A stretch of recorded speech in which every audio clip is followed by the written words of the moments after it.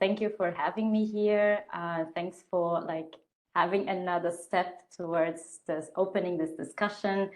In this particular talk, what we will discuss here will regard power abuse in academia, and I will guide you through a few more theoretical sides of this topic. So we'll give you some examples and what is exactly power abuse, as well as harassment and other nomenclatures. But then I will talk to you about what can we do in general and in practice.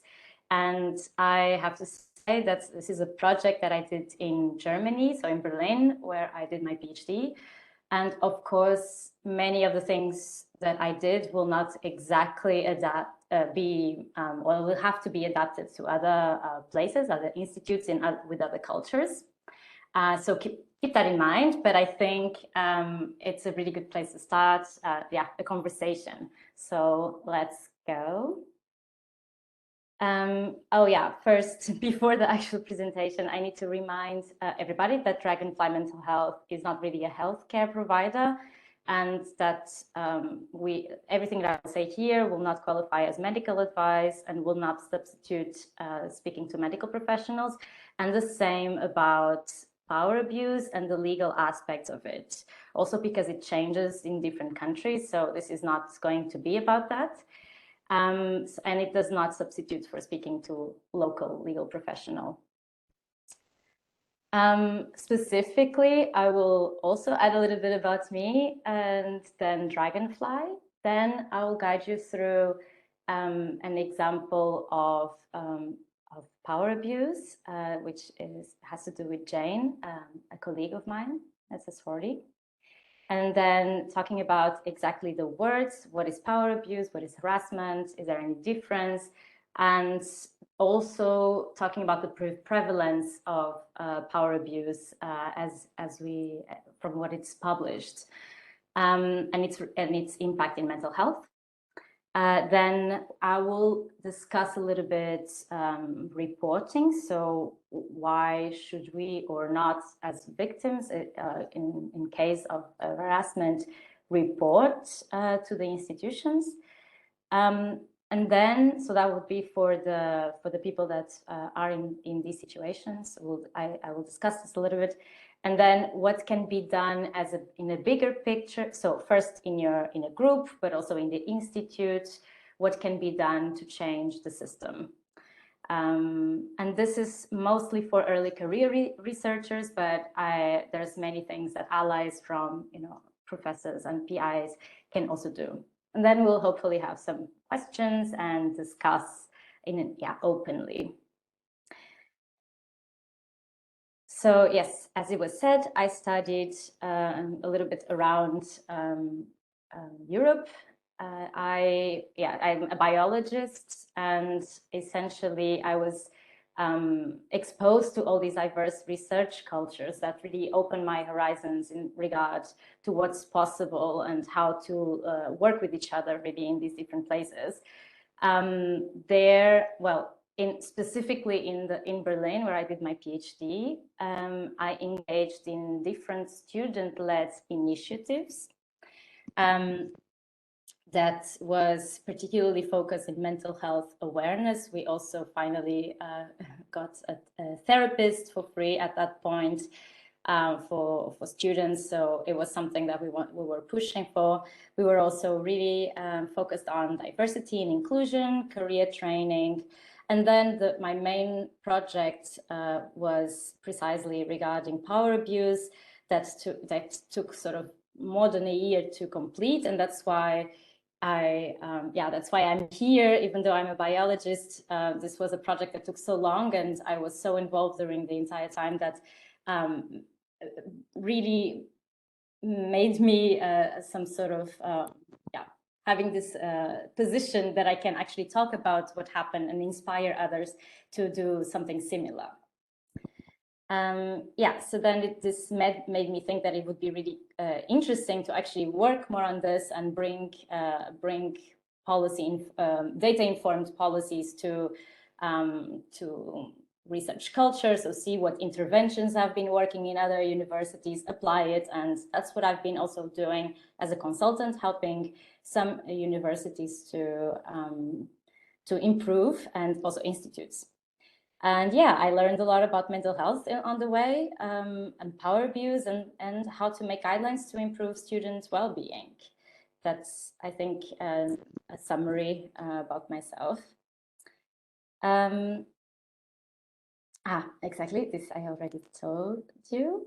And then, so specifically about Dragonfly, this is something that it's an organization that is very dear to me. I was there when it was founded in a conference in Berlin in 2020. And we were all, we saw that there was a need for something by academics for academics that understand, with people that understand what mental health struggles that is to be in academia. So since then we've been growing a lot, and it's really fantastic to see that. So now we have more than 300 volunteers. It's an extremely active organization that I really have been loving to engage with.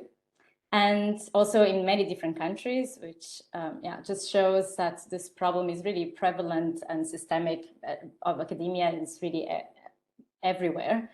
And what we do is to go on campus, and like right now we deliver trainings, or we give talks, and we have anti-stigma strategies, and peer networks, like how to make them. We also have a very strong community-driven approach, which is our Dragonfly Cafe, and this was during COVID extremely relevant because people felt disconnected, and this is online, and it happens once a week, and people connect there, just sometimes to talk about just random things. Sometimes it's really about discussing some topic. And we also do research. So, for example, trying to understand more the causes of mental health struggles and possible solutions. Right now, we have some studies regarding understanding some interventions and the result of this intervention on mental health. For example, the effect on stigma from this particular, some anti-stigma strategies, for example. So also because we are academics, we are curious, and we want to see the data, and how can we proceed and enrich this space. So when I was a PhD student in Berlin, I was in my third year when I saw Jane again. So she started with me, but then I didn't see her anymore for 3 years. And then the next time I saw her, she was asking for help and telling me and many of her colleagues, other PhD students, that she had been through sexual harassment, actually. And essentially, this was the case that she, for 3 years, she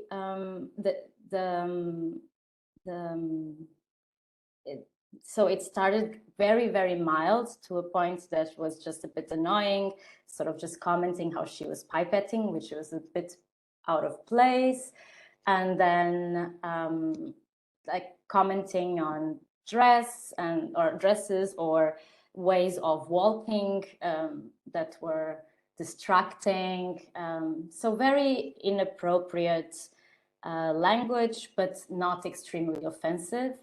But that was enough to make her quite uncomfortable. But at that point, it was a bit confusing to know what to do, as it most often is, as I also really know that feeling.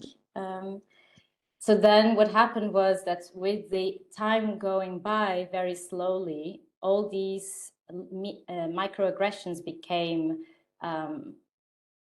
real aggressions. And in the end, there was even an assault, so a touch, an unwanted touch, that brought her to the attention, or that's triggered her understanding that something really wasn't right. And at that point, she was 3 years in her PhD and already really tired of this postdoc.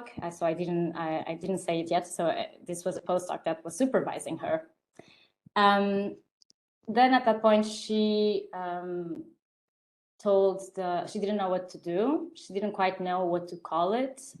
She went to the HR, to the PhD, so the graduate office, and they both couldn't really help her. They didn't know exactly what to do. Then she decided to go to their boss, so the PI, professor, actually quite senior professor, who told her that this is,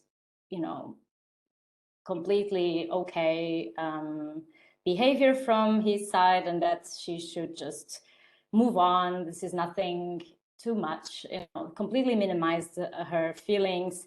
And since she insisted, then this was the point that the professor started saying, okay, then actually you are no longer welcome here because you're going to destroy his career, and he's the best scientist I have with me. So yeah, so then from that point on, she essentially prevented Jane from continuing her science or her research properly. She was quite complicated to deal with in conflicts related in meetings, and making her life a little bit complicated or miserable. So Jane decided to take a sick leave, and that was at the point that she got a lawyer and asked for help from us. And yeah, so just to summarize in this example, there was here 2 embedded power abuse cases. One of them was the sexual harassment case, which had to do with the postdoc, and it's of course sexual harassment, but it's under a power differential. So it was clearly about power in this case. So so this is a power abuse case, and then also the relationship with her PI that really barred her from, or prevented her from proceeding with her research, because there was really choosing a side of the postdoc. And with that, these are just 2 different cases and 2 different ways that power abuse case can look like. In this case, in our institute, there was no leadership training and no institutional position. So she was constantly looking for things online, like where should I go, what is this, and what to do. But there was no awareness about what is power abuse or harassment. And at that point, she didn't have any help, and she really entered into depression and had to take a sick leave, which was really important. So that she could gain strength again, and in 2-3 months go back and ask for help. So what we see here, that she also before asked for help and didn't get any answers. You see that the structures and processes were not in place, or there was some sort of structure, but it was impossible to reach at that by a victim. So it doesn't really work. And I just want to add also, as in a more positive note, that she managed to finish her PhD protected by another professor. So yeah, very important point. At least this worked out, but she did quit academia. With this story, we, or many of us colleagues of Jane, were really angry and sad that this happened in our institute, and we didn't feel safe. So we formed a student initiative that had the goal of talking to the directors and asking for some actions. And then what happened was that the directors invited us, and actually the whole institute, or whoever wanted to participate, to form a task force. So we had this very diverse task force formed by the very different working groups, from PhD students to postdocs to PIs, administrators, career officers, communication departments, etc. So it was, and then we had an invited expert to moderate the process of the task force and to consult, because we also nobody really was an expert on this. But we had this expert with us, helping us.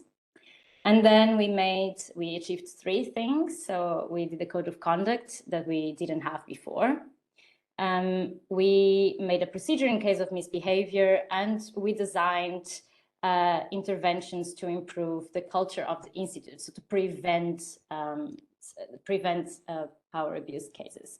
This was also the first code of conduct, for example, referring power abuse. Normally, they focus on sexual harassment and racism and discrimination, but power abuse specifically is left behind, and we noticed this was extremely important to keep.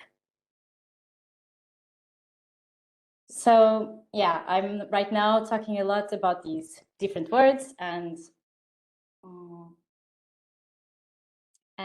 I now want to take a little bit of a dive there. So abuse of power is the misuse of a position of power to take advantage of a person in an inferior position for personal gain or to harm the said person.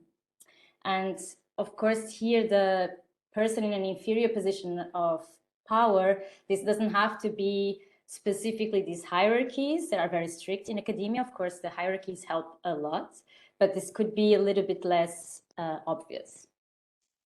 Typically, abuse of power affects the victim's self-confidence and self-esteem. It violates their dignity and impacts work motivation as well as mental health. And then also of the ones in the team that watch it from the side. Specifically, harassment is a little bit like the aggressive side of it. Could be like seen like that. So it's the unwanted, offensive, belittling conduct by an individual or group. Group could be more bullying, so that violates the dignity of the person concerned. Normally, harassment is used in the context of sexual harassment, which then is included in the bigger bubble of discrimination. But moral harassment is used a little bit in a different context of discrimination. And for example, power abuse, if it doesn't have this discriminatory angle to it, could be mostly cases of moral harassment. So there's a lot of overlap also here. Discrimination is particularly a behavior, conscious or unconscious, that treats individuals or groups unequally on the basis of group-specific characteristics. And this, of course, could be due to the gender, disabled or able, ableism, or racism. This all fits into discrimination.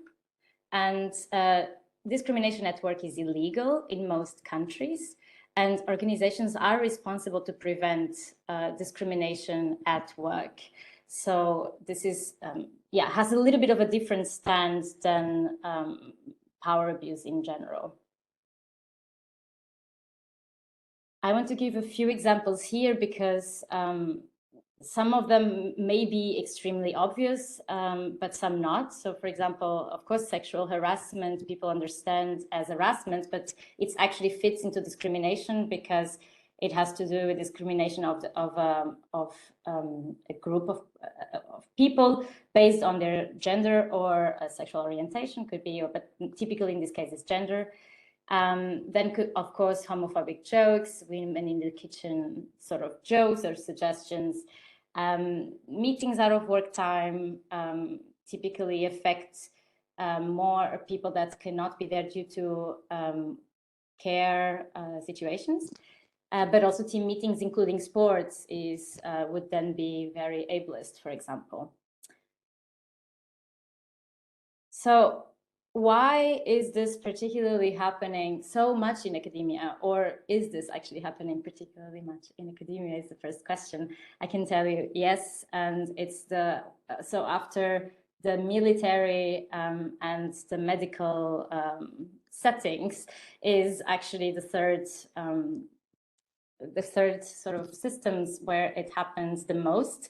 So it's particularly important that we take a look at it and understand it. And there's actually some helpful publications that talk about this and why is this happening. So first, we can perhaps understand that there's a mix of circumstances that makes it very prone to harassment in academia. The first one is that strong hierarchies that there are between, of course, the students and the professors, and then, of course, there's the dependency regarding the degree that we want to finish. So of course nobody wants to leave, or it's really hard to leave a PhD in the middle and leave due to whatever complicated situation you're in. So that would be a dependency, but then dependencies go further. Of course, there's a career situation. So if you want to stay in academia, there's an extra dependency looking for references and letters of recommendation and networks, like opening networks for the future. And then there's also the dependency of people that are abroad and overseas and need a job to stay in the country. So typically, the higher the dependencies, the more one tolerates regarding misbehaviors. And we think, okay, I can do this because I need this. It's something that I can tolerate, until sometimes one can't, of course, because it's too much. Then the whole competitive nature of academia is extremely relevant. There's very few positions on top. As professors, we need publications. It's very performance driven. We don't take care of each other. We don't, like, well-being is not really particularly important. There's no understanding that well-being might make one a more a better professional. It's not so, this is not important for most places where I've been, at least. And then it's very individual based, and that's then a collection of things that I already said, but there's very little team value. So typically the discovery, we want to be first authors, and it's really important to show that. So that's then everybody elbows each other to go to the top. And that's exactly what we try to achieve by having these talks, and like try to have a bit of a different culture, so that we improve academia from the bottom up. So for PhD students particularly, this is occurring, or there's different reports, and they vary exactly in what they measure, but 20 to 35% say that they have experienced this. This comes from the Nature 2019 Global PhD Survey. But then witnessed there, of course, a lot more, 30 to 50%. And then there's also the case that mixed race researchers or researchers identifying as homosexual and female researchers, they experience discrimination, harassment, or bullying at work more than the others. So it's also, there's groups that are particularly suffering from this.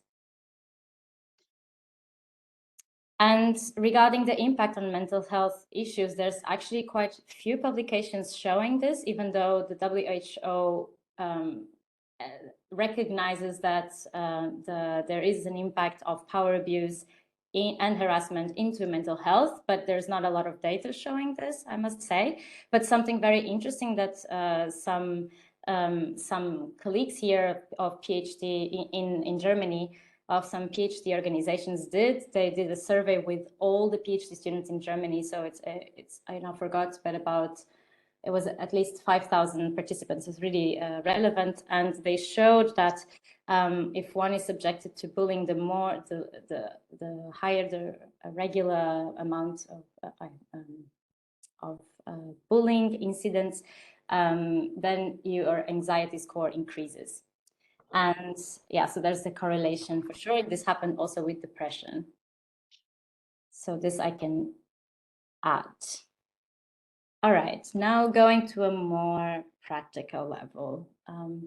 So if one is experiencing harassment or power abuse, the first thing, or if you know of anyone doing that, the first thing that one can tell them is that this is not their fault, that they are not alone.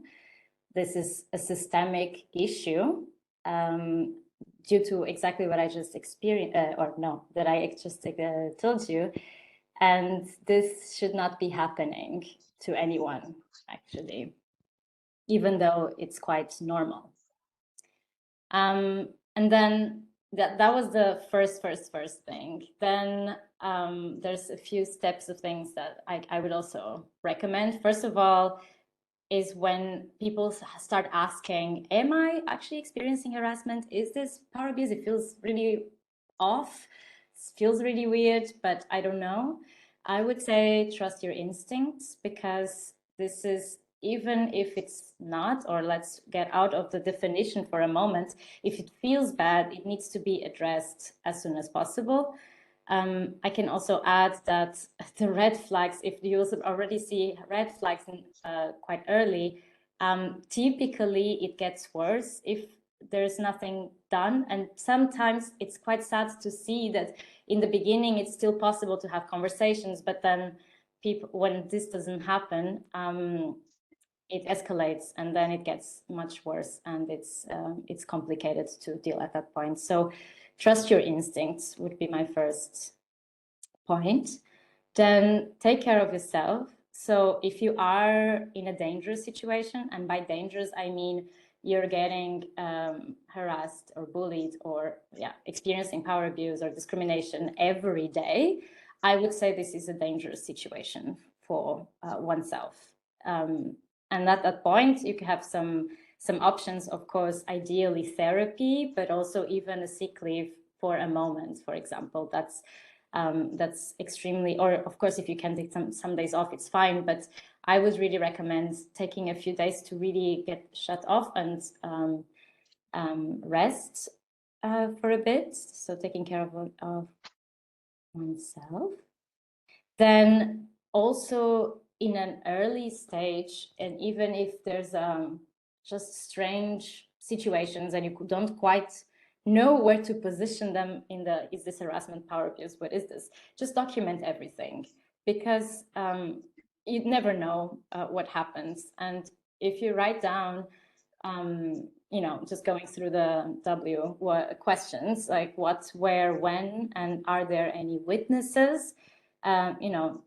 Having a little paragraph with that, save emails or messages, and write how does that make you feel, particularly. So this can be used as evidence. Actually, it's the only thing that can be used as evidence. So, and it's often neglected by everybody. This is extremely important. So definitely do it. I forgot to pause here for therapy. I was wondering if there's any therapy, Lauren. This would be a good moment, or any options. Offered by the IEEE.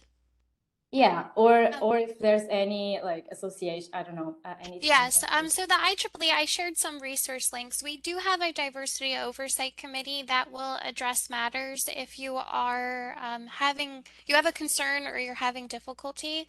And the IEEE also has an ethics committee that addresses abuse issues if you are a member of our association. And from there, assessments are made on how best the IEEE can help. Me as staff, of course, if you feel that you have a private matter you'd like to share, we could then chat about how best to navigate a situation. Um, Also, our programming through the Diversity Oversight Committee has started a Reignite program. If you have left academia or you've left a group for whatever reason, we're helping people navigate their career and get back into research and academia if you've had to leave for a certain reason. So again, that is a private program, and we would help assist with that. Mm-hmm. Yeah, I think that's actually right. Sorry, there is a microphone Yeah. on. Okay, perfect. Yeah, that is great also with that point of bringing people back in, because this is also what we see, that it's really hard to retain people, obviously, that experience, that have these experiences. So that's very, very nice. Yeah, and thank you for sharing that. Yeah, so from here, also already going on that direction, so Lauren already mentioned that there's some options to report. In our case, so in Germany, there's normally the ombudsperson also. This depends. In some countries, they call it like that. It could be the PhD office. This you have to see exactly which structures are there for you. And I think the IEEE ones, they just went to the chat, if I'm not mistaken. Yes, I included all the intake resources and contact details in the chat window. Perfect. Yeah, so regarding reporting though, I always have a few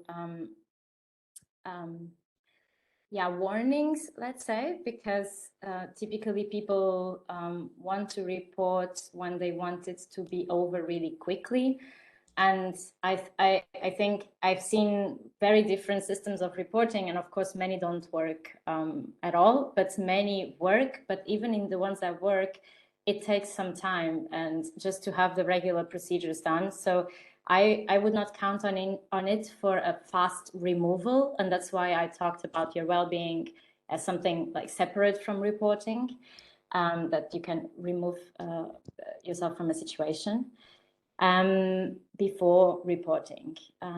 Then also retelling the stories, you would have to retell everything, and hopefully you wrote it down so you can just like, send the documents and show what happened. But typically you're asked to retell the stories, and this is really, it could lead to some trauma happening again when you do that.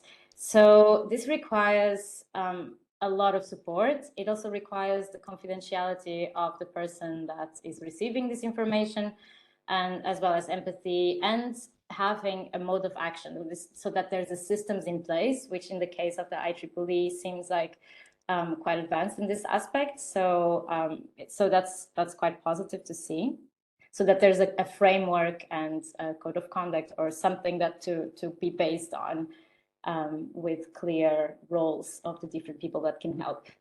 And then, yes, get absolutely support from friends and family. And if you can visit therapy, that's for the best. Yeah, but then the good parts of reporting is that sometimes it's really important to heal and to know that this will not happen to the next person, or at least that you've done everything you could. Yeah, and then also will help preventing the trigger person or the harasser, or whatever we want to call, from getting promoted or getting more students. And even though sometimes it doesn't do it immediately, which I also know universities are typically not great at taking these decisions really fast, I have seen many universities taking that into account after to sort of get into a number. So like, okay, there's one account or one report about one professor, then okay, we don't do anything, but we keep it on, we check what happens later. And then if there's a second one or a third one, then they do something. So it really depends. And I would say I in the beginning, I was really angry about this, but I also do understand that there is a system sometimes in place like that, like a bit more gradual. And it's not for nothing, I would say. Even if it's just a tiny drop of water, it's just one more, and hopefully it goes somewhere. So we did have a question come in, is what would be the difference between resistance to a student's growth, which could border abuse? For example, power over reputation and academic scientific network. And how do you mitigate non-support of gaining funding, publishing support, or access to conferences? Because sometimes, your supervisor would be the person approving your presence at a conference to present your scientific work, but may send someone over you, or that's kind of the feedback that was received. Mm-hmm. Well, it is a hard question, because sometimes, it is hard to advise on personal issues like that if I don't know the bigger picture, or like more things behind it. Of course, this can be due to the student not really doing, or the person working not really doing what is expected. So I would try to have a conversation. That would be if there is like a possibility of a conversation that has some yeah, maybe a mediator if it's not so impossible. But I would say if there is a possibility of a conversation and an expectation, because also sometimes so that is if there is a possibility of it, of course. And I think if there is, then sometimes it's surprising to see how unaligned supervisors and supervised are about expectations regarding conferences and these sort of opportunities. So this would be my first idea. Okay.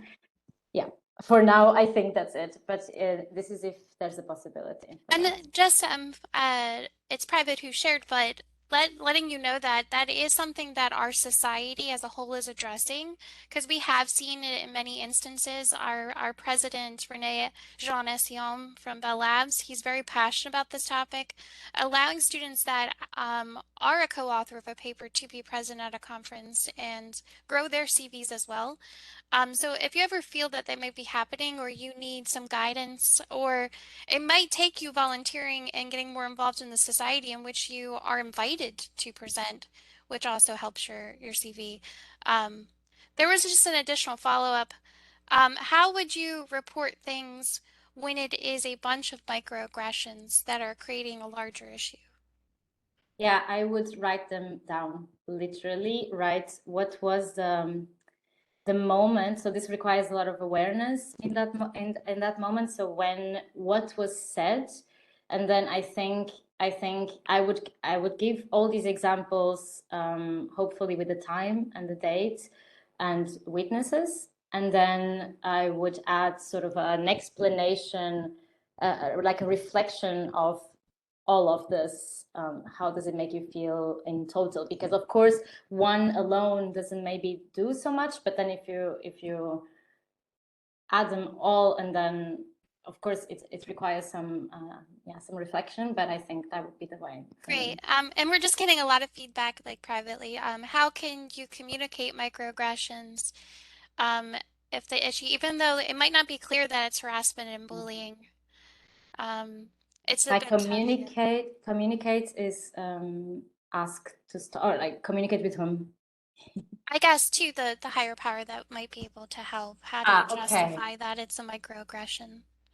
Yeah, no, I would maybe I would continue a bit because I talk a little bit further Okay, about great. this.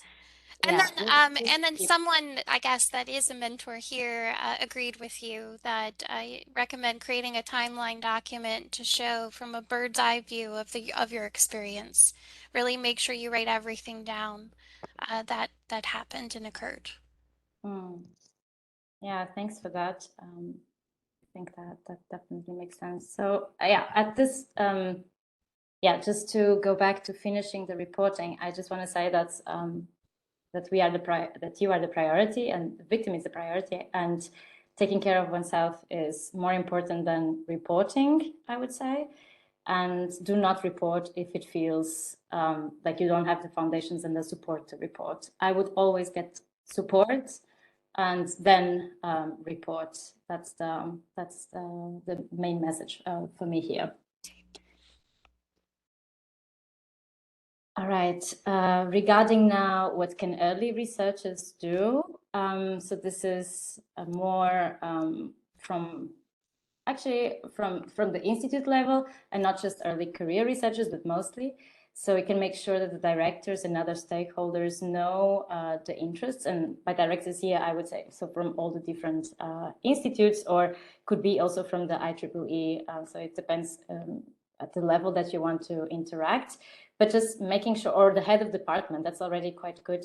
That they know your interests. And we did this by organizing in student networks and postdocs. Of course, you have here great examples of it that were already mentioned.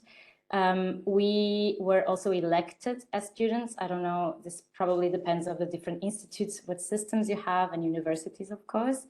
At least in Germany, this helped a lot for us to have more more to feel like we were representing our fellow students.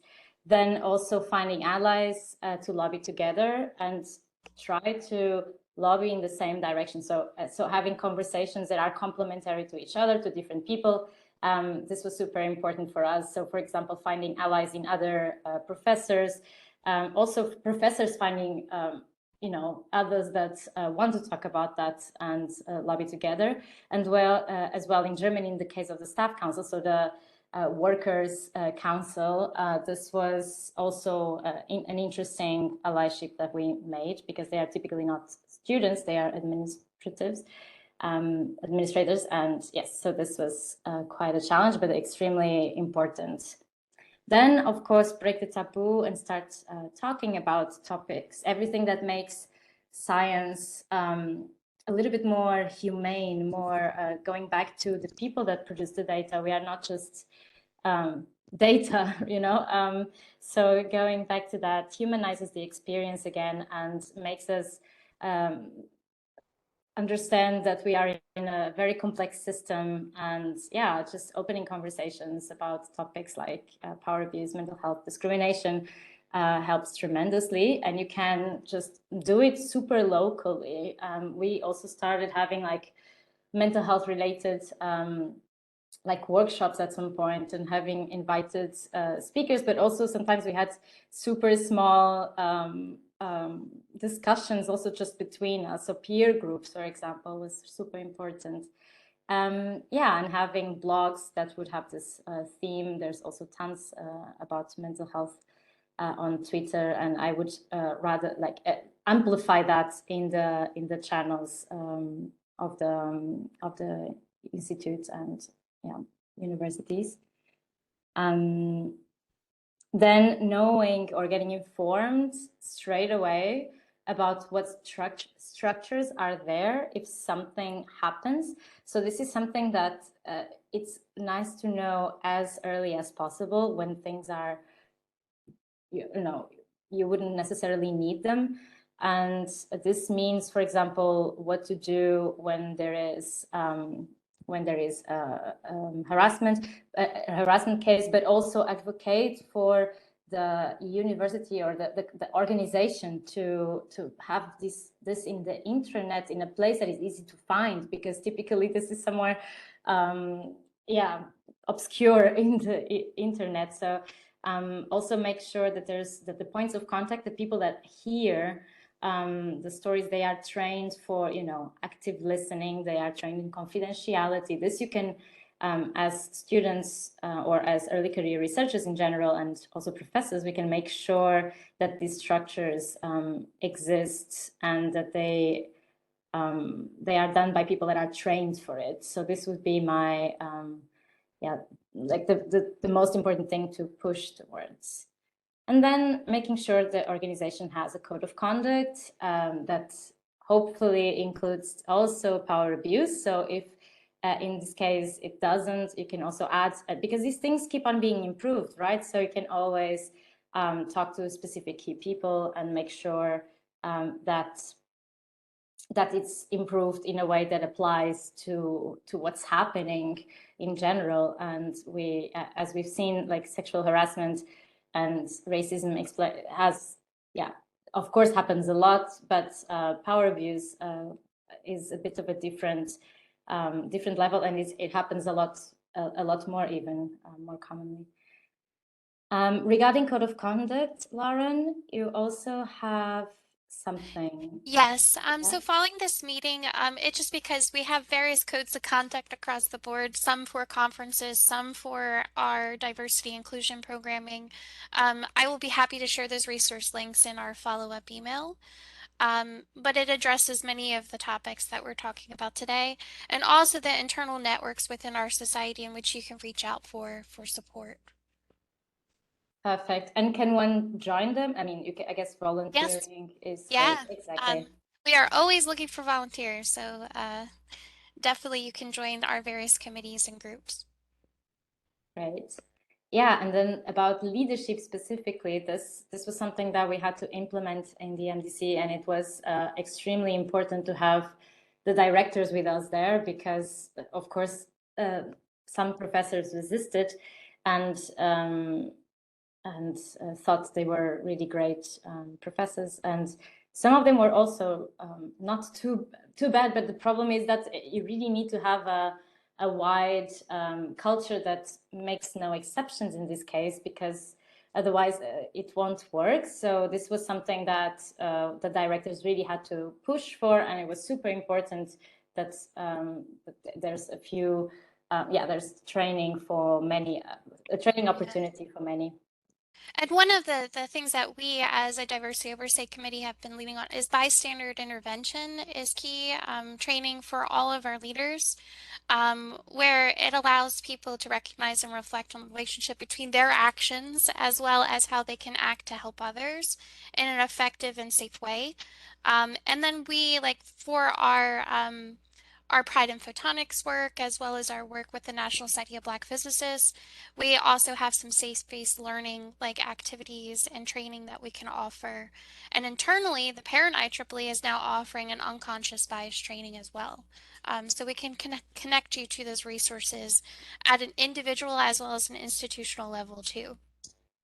And yeah, that's fantastic. And I wonder if there is, so because the PIs are in different places, right? So how do we make sure that the leadership, that the PIs are trained, or is there any way?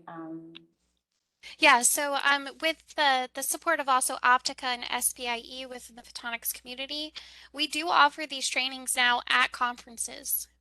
It's usually we hire an outside vendor who is professional in the subject matter, and you can enroll if you're present at the conference. If you would like and you're having issues getting to conferences, let's definitely chat about that because we might be able to offer it ad hoc virtually Mhm. as well. That's interesting. Hey. But for example, OFC and Clio, which much of our community are aware of, we do offer these trainings in person at those two conferences. Great. Fantastic. Okay. Regarding the group, so the local environment, what can we do, or what can be done? And this is what I wanted to point out regarding, like before, or I wanted to have a discussion regarding managing upwards. So typically we go to our PhD thinking that the professor knows everything, or our junior PI, whatever, the PI knows everything. And I think it is really important to also set expectations and boundaries with them, so that it's not just completely the other way around, but also having a more open conversation regarding what's the best way of interacting and move forward within the PhD or within the project, or the postdoc. And many times we just think that the PIs are well informed on how to supervise a project, but many times it's just they are not trained for that, or it's just not working perfectly. And I really invite you, if you're in a safe situation, that it's possible to have conversations before things go in a bit more complicated situation direction. So and I would also hope for an environment or a moment in which it's possible to have discussions about microaggressions. And that's exactly the hard part, like the little jokes and the little things here and there. If it's possible if you're in an environment that you can say something regarding, I don't appreciate this joke, or I would rather that you to not be around when you make these jokes. Like, can you please save me this from this? I think that would be really great. But I also know that this is not available to everybody at all points. So I would say microaggressions are definitely aggressions after a while. So definitely write them down, and then also you can use them for report. But if you can, I really invite you to have an open conversation. Yeah, and here I just wanted to mention that our society also has a mentor match, and the concept is much like this. It's the concept of mentoring up, in which the mentee is directly involved in the mentor-mentee relationship. And I will say that you are paired one-to-one with a mentor within our society, and that might be an environment which you can ask more of these directed questions and get some guidance from a professional, a well-vetted professional of our society within photonics that can maybe help guide you as well. That sounds like a great program. I would have loved to have that. Actually, it sounds really fantastic. Super nice. And then also, yeah, moving on, educating yourself. So also it starts with ourselves and our own biases. So try to, notice also your own behaviors. We are part of the system. So it's very likely that, so it's very easy to point at others and it's not as easy to check ourselves. So it's really cool that you are in this talk also, but it can totally happen that, we have all these dead angles and it's good to check ourselves. Then, yeah, be kind and respectful for your colleagues. Really try to bottom up, really make this a warmer environment where we don't have to elbow each other, really, if we can. And take care of yourself, model to others, that it's possible to take vacation. That's the priority, that you are the priority, not also our projects, even though sometimes it is like that, but it cannot be always like that.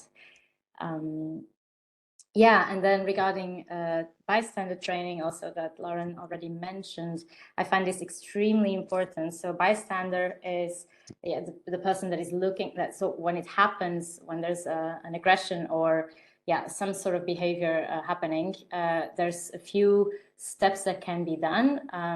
But I would say in a nutshell, or the most important thing, even as colleagues, that one can do is after the aggression, one can always go to the victim and just say, I saw that was completely inappropriate. I'm so sorry. Is there anything I can do? If you can do something right now, but also just going there and saying, I'm so sorry, that was totally inappropriate. How are you, or are you okay?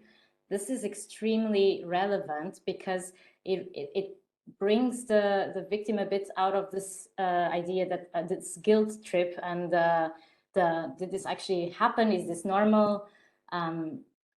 So it is very important and very valuable to do something like that. But also, if you can do this training, I think we also actually all should have this training like this. Super important. And we do kind of have a relevant question, so if we could pose one. Academia depends strongly on recommendation letters. This situation with reporting could result in a negative evaluation that would drag you with for a while, and it will be known in the academic community that you might be like reporting issues regularly. And could that significantly affect your career? How do you kind of mitigate that? You want to be a bystander or you want to report an issue, but you're worried that it might affect you. Yeah, so first of all, the bystander, I would do it quite like really after everything is done, directly to the victim. So I would not progress into something that would be visible, except if the victim really asks for it or for support. So that would be one thing. I would do it very, very discreet. Regarding the reporting, that is a possible consequence. I think there's different institutes that have implemented more anonymous options, that it's possible to do anonymous reporting.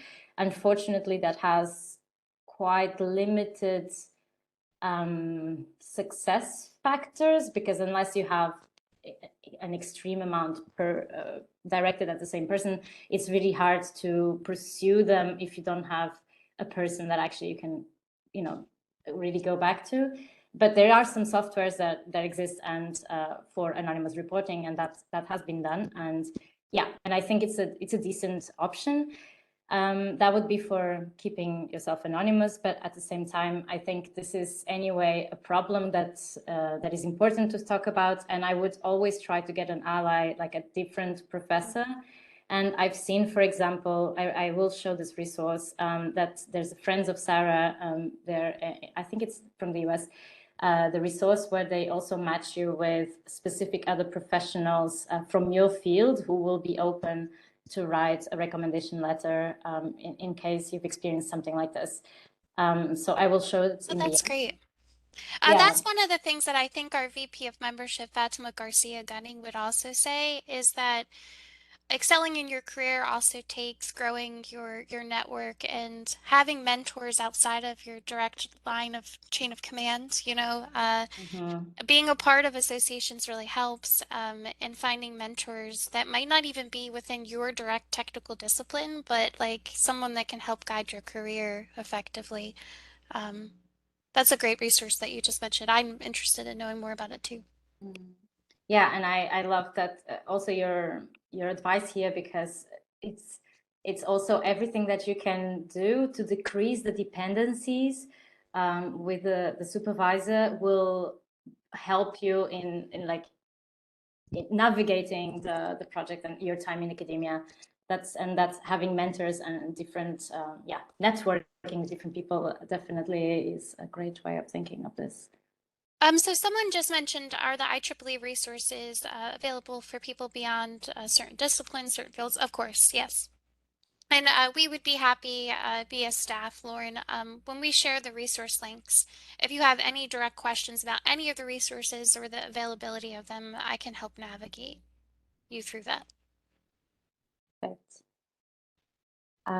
Yeah, but I'm already at the conclusions slide. So just to finish off, I told you, or I hope I convinced you, that harassment is widespread in academia and that it can look very, very different.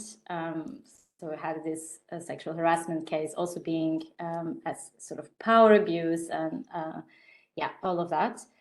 Then harassment leads to serious mental health problems, can even lead to PTSD, and affects productivity and science quality. Workplaces are liable to provide a discrimination-free environment. So this is absolutely the responsibility of the Institute. And regarding what can we do or can you do, if you're a victim, you're not alone. So try to see that this is a system problem. It's not your fault. You didn't do anything that made you deserve this. And then take care of yourself. Then document everything, even if you don't want to report, you just write it down. Anything that you see that made you feel slightly off. Then report when you feel healthy and supported. And this is a really big one. Then get involved in your institute. There's plenty of ways. If you have energy, I of course understand, for example, Jane, this colleague of mine, she went through all of this. And of course, for her, it was not possible to have the energy to actually do some extra activism on the side. So please take care of yourself. But if you have a story that can ignite others, so this is what she did with us, and we were so motivated, and that's in the end, I just was completely I let my anger really move me to do something good with it. So we made our code of conduct and good reporting practices, precisely, yeah, because we had the energy from her. And then manage your supervisor's expectations, set boundaries. Like, this is a two-way street. It's not just, one way. And then if you can be an active bystander, check in with the victim after you witness something. It's extremely helpful in this case. Yeah, now going to the resources, I wanted to point out several places. They definitely are a bit more European oriented, but here, for example, I can show you the code of conduct of the MDC. The MDC is the institute where I was. That is quite complete right now, because we took from so many different institutes. Yeah, and then it has really mentions to power abuse. So if you want this specific part, also an inspiration, just can check it out. Then Dragonfly, of course, we have a really great YouTube channel where you can see all our programs. We, of course, you probably already know about this, but it's, of course, more impactful if you do it in your local environment, but please use the resources you find. The Friends of Sarah is what I was telling you about regarding the matching with others in your network, and they really help people getting out of specific situations. It's more targeted for women, though, for sexual harassment particularly, but I still think that yeah, it's just a fantastic resource. I find that resource very impactful, and it might be something that we bring to our own diversity oversight committee for consideration. Allow our mentors to step forward and be supportive in that manner. Yeah. Yeah, please check them out. Feel free to reach out to them. I was just super happy to amplify their work. Yeah. Then also the Marie Curie generated just recently guidelines for supervision, which I thought were quite interesting or quite good. So just also quite very cool. And then also this blog that I love is called Elephant in the Lab. It's a little bit more about policy and academic policy, but they definitely work a lot with mental health and yes, with all these problems that we want to solve, like how to create a better place. Very, very cool place to read. Yeah, and so that would be it from my side. I really thank you so much.